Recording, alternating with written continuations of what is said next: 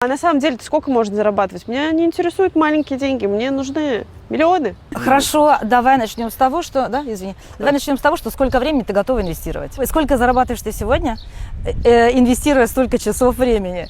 И теперь готова ли Серьезные ты... деньги требуют Да, времени? и если ты хочешь больше зарабатывать, сколько ты времени готова инвестировать? Так, допустим, я готова полностью отказаться от работы и заняться этим, если это будет приносить мне мои миллионы.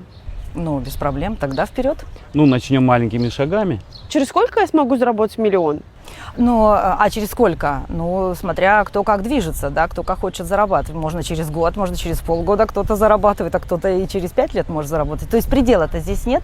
Все Самое зависит важное, от нас нет самих, предела. от нашего настроя, да, и от наших действий. А если равняться на топ-лидеров, как уже, Саша, ты сказала, да, их немного, но это именно те люди, которые больше времени инвестировали. То есть у каждого, в принципе, нету ограничений, а наверх, пожалуйста, все зависит Конечно, от нас. чтобы была целеустремленность, была идея, была вера в продукт, вера в компанию, вера в президента. Вот этих качеств достаточно для того, чтобы достигать своих целей.